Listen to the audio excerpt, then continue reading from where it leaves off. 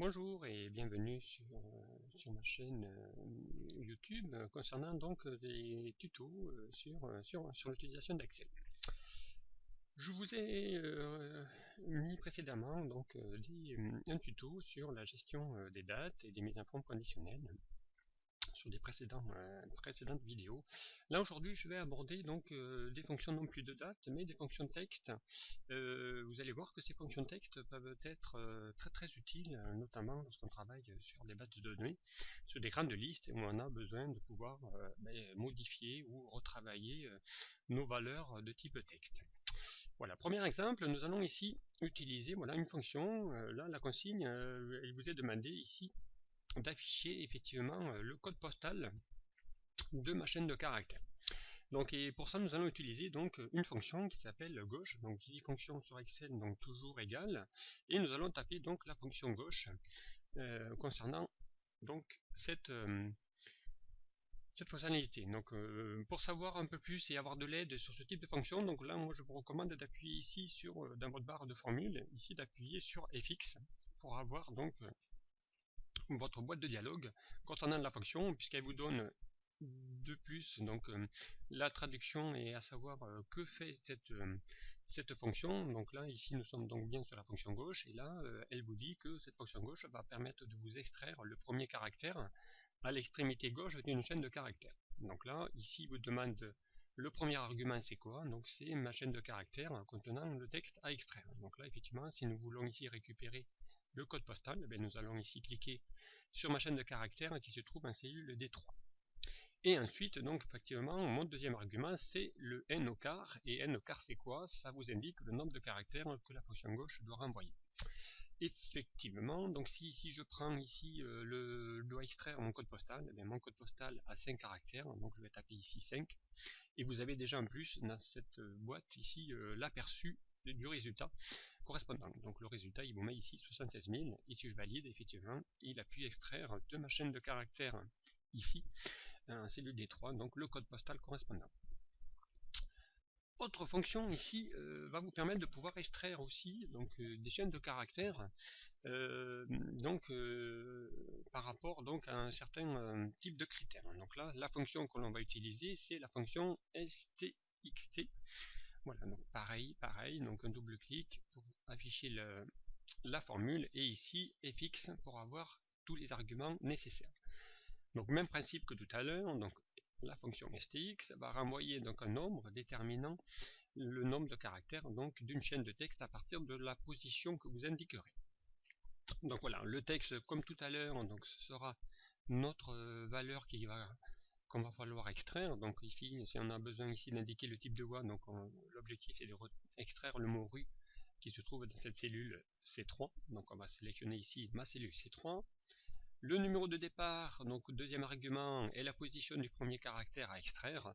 Donc voilà, si je dois également extraire le mot rue, donc le mot rue commence au 1, 2, 3, 4, au quatrième caractère, puisque c'est le début de la lettre. Et mon numéro de caractère, à combien de caractères? Donc ici j'indique le nombre de caractères que je dois extraire, donc ici j'indique 3, pour lui dire que le mot rue comprend 3 caractères. Donc voilà, et effectivement la réponse c'est bien rue. N'oubliez pas quand vous utilisez ces fonctions gauche et des fonctions texte que un espace comprend évidemment un caractère, puisque un espace est aussi un caractère, donc il faut le prendre en compte.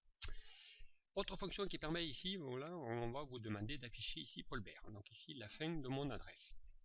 Donc comme tout à l'heure, on va ici cliquer et chercher la fonction qui s'appelle la fonction droite, voilà, et on va ici demander, ici toujours pareil, à afficher notre boîte de dialogue.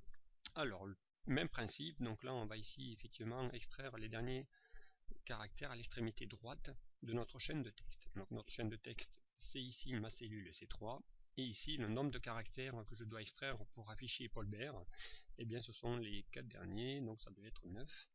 Voilà, et effectivement ici le résultat qui s'affiche. Et on a effectivement pu extraire à partir de la droite un certain nombre de caractères. La fonction concaténée, vous allez voir, donc elle est très utile pour pouvoir justement, alors si le terme concaténé vous ne connaissez pas, donc ça vous permettra de pouvoir juxtaposer plusieurs chaînes de caractères. Exemple, donc on va ici taper la formule, donc concaténer concaténée, la voici. Hop. Voilà, donc elle est très simple à utiliser puisque celle-ci, donc il n'y a plus qu'à choisir ici l'ensemble des chaînes de caractères que nous voulons concaténer, donc juste à poser les unes derrière les autres. Donc ici, bon, ben, la première chaîne de caractères, c'est mon adresse. Mon deuxième caractère, si nous voulons faire des choses très propres, donc c'est-à-dire ici, je vais ici mettre un espace pour séparer mes deux chaînes de caractères, et mon texte 3 sera ici mon adresse. Effectivement, du coup, le fait d'avoir ici rajouté un espace vous permet de pouvoir séparer vos deux zones de texte, donc c'est effectivement des choses totalement différentes. Voilà, nous aurions pu également mettre ici un indice, voilà, pour séparer l'adresse et ici un trait d'union si vous le souhaitez. Et nous pouvons valider ici avec OK. Et là, donc, s'affiche ici deux chaînes de caractères. Donc, cette fonction concaténée donc, est très importante puisqu'elle vous permettra, par exemple, si vous avez une liste de noms et de prénoms dans deux colonnes différentes, eh vous allez pouvoir reconstituer sur une colonne à part donc le prénom et le nom d'une personne. Autre possibilité aussi, c'est de pouvoir ici, voilà, il vous est demandé de mettre l'adresse en majuscule. Et bien, voilà, sur Excel, il y a une fonction qui s'appelle majuscule. Et là, pas besoin d'aller chercher l'argument, puisque le seul argument qu'on a besoin, c'est ici la zone de texte. Et voilà, si nous validons, bien, vous voyez que notre adresse, qui était ici une partie en minuscule et en majuscule, ben, voilà, il vous la retransforme directement en majuscule. Ça vous évite de pouvoir ici retaper vos textes si vous le souhaitez passer de majuscule à minuscule ou de minuscule à majuscule, puisque le contraire est également possible. Donc voilà, si ici j'utilise ma fonction minuscule, eh bien, vous verrez que dorénavant mon adresse sera écrite tout à minuscule. Voilà, donc ça, voilà, vous avez ici les principales fonctions d'extraction, de concaténation, voilà, de champs de caractères, de texte. Autre possibilité ici, vous allez voir, ici j'ai dans ma cellule B14, vous allez voir, j'ai ici un texte qui prend en compte mais voilà, des espaces superflus dont on n'a pas besoin. Donc voilà, donc vous allez voir que dans Excel, il y a une fonction qui s'appelle supr-espace et qui vous permet effectivement de pouvoir supprimer tous les espaces superflus. Voilà, et il va vous en laisser donc un seul pour pouvoir séparer les mots. Voilà donc pour cette fonction supr-espace. Autre possibilité ici, voilà, ici nous avons ici des notes qui sont effectivement écrits plutôt à l'américaine ou à l'anglaise, puisque les décimales sont séparées par un point.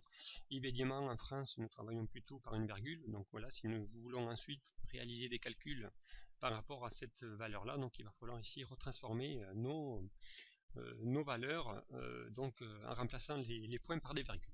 Donc là, une des possibilités est de pouvoir utiliser une fonction qui s'appelle substitute. Voilà, substitute. Donc celle-ci, on va faire appel à la boîte de dialogue pour afficher nos arguments que nous avons besoin. Donc le champ texte, nous avons ici sélectionné notre chaîne de texte. Donc voilà. Ensuite, l'ancien texte que nous voulons, donc l'ancien texte c'est quoi? C'est voilà, le texte qui doit être remplacé. Donc si nous voulons remplacer les points, donc il va falloir ici taper le point, ce sera notre champ texte qu'il va falloir remplacer. Et le nouveau, ça sera effectivement notre virgule que nous avons besoin. Donc pas besoin ici de donner notre numéro de position, c'est facultatif puisqu'il aura lui détecté automatiquement. Et voilà, si nous validons, vous voyez que ma nouvelle note a bien été inscrite avec une virgule et non plus un point. Voilà, si j'utilise ici ma poignée de recopie, vous allez voir que ça va se faire également sur les autres fonctions. Voilà, ensuite autre possibilité, c'est d'utiliser voilà, une fonction. Ici j'ai des noms écrits un petit peu n'importe comment, avec soit tout en minuscule, tout en majuscule, ou en mélangeant des majuscules et des minuscules. Donc là, il y a une possibilité d'utiliser une fonction qui s'appelle nom propre et qui vous permet effectivement de pouvoir automatiquement voilà, donc transformer votre champ texte en mettant uniquement une majuscule devant chaque mot. Voilà, donc ça c'est une possibilité qui peut vous être vraiment intéressante lorsque vous faites des extractions, que vous voyez que vous avez des données qui ont été mal saisies. Voilà, une autre possibilité de fonction concernant les textes, c'est de pouvoir effectivement ici, j'ai une valeur avec des prénoms et des noms. et bien là je souhaiterais avoir voilà, sur une colonne ici mon prénom et sur une deuxième ici mon nom. Donc là on est vraiment en sens inverse par rapport à ce que nous avons utilisé ici lorsque nous aurions pu ici concaténer nos chaînes de caractères. Ben là c'est l'inverse que nous avons besoin, c'est ici d'utiliser donc une fonction qui va vous permettre d'extraire chaque valeur et les mettre sur des colonnes différentes. Donc pour cela, donc nous allons déjà sélectionner les données que nous allons vouloir retransformer, et nous allons donc utiliser donc ici l'outil données. Donc nous allons aller dans l'onglet données, et dans les outils de données vous avez un bouton qui s'appelle convertir, et vous allez voir que ça va vous permettre de pouvoir ici délimiter automatiquement vos champs. Donc là vous avez donc ici, en utilisant cette option convertir, donc un assistant qui vous aide donc sur les étapes à suivre. Donc voilà, étape 1, bah là il n'y a rien à y mettre, si ce n'est de faire suivant.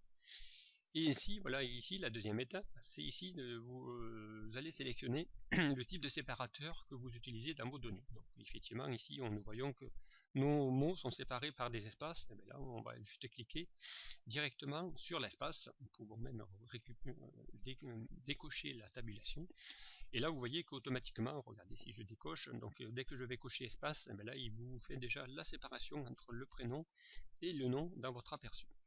Étape suivante, donc là il y aura juste à spécifier ici, attention, donc la destination. Exemple, si je laisse tel quel, eh bien voilà, mon prénom va rester en cellule B38, et ici mon nom va aller s'afficher en colonne C.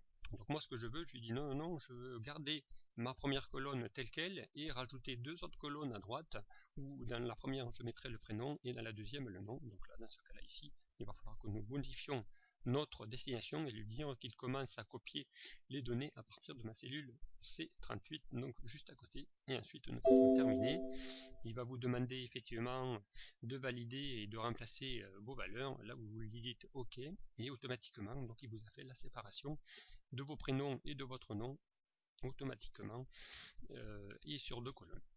Voilà pour cette fonctionnalité et cette fonction convertir que vous allez donc trouver dans l'onglet données. Dernière possibilité que vous allez certainement déjà rencontrer, c'est que lorsque vous faites effectivement des extractions de données qui proviennent voilà, de sources externes, style base de données SAP ou autre chose, donc très souvent les données numériques vont s'afficher sous format texte. La preuve ici, si j'essaye ici de faire une moyenne sur mes notes ici, là il va vous mettre une erreur, puisque les valeurs qu'il voit à l'intérieur ne sont pas en valeur numérique mais en valeur texte, puisque voilà, ici il y a la petite astérix, l'apostrophe qui permet ici de transformer une valeur numérique en une valeur texte. Et donc l'inverse est possible, c'est-à-dire on va utiliser une fonction qui s'appelle égale cnum. Cette fonction cnum, voilà, si je clique dessus, qu'est-ce qu'elle fait cette fonction cnum? Elle va vous permettre ici de convertir une chaîne textuelle, donc une chaîne texte, mais qui représente un nombre en un vrai nombre. Et donc ici, il vous demande juste d'aller sélectionner votre zone de texte. Donc ici, ma zone de texte, c'est ma cellule H22. Donc je clique. Là, vous voyez que là, il n'y a plus effectivement de valeur. Si j'utilise ici ma poignée de recopie vers le bas, donc ici, toutes mes valeurs ont été retransformées en vraies valeurs numériques.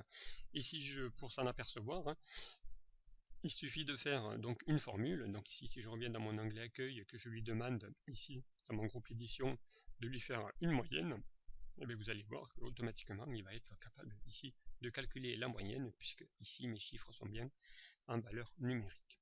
Voilà, donc ne pas oublier cette fonction cnum qui peut être importante pour transformer une valeur texte en une valeur numérique. Voilà, donc bien merci de m'avoir suivi. J'espère que ces petites fonctions de texte va vous être utile dans l'utilisation de vos données au quotidien. Donc merci de m'avoir suivi et puis à très bientôt sur un prochain tuto. Au revoir.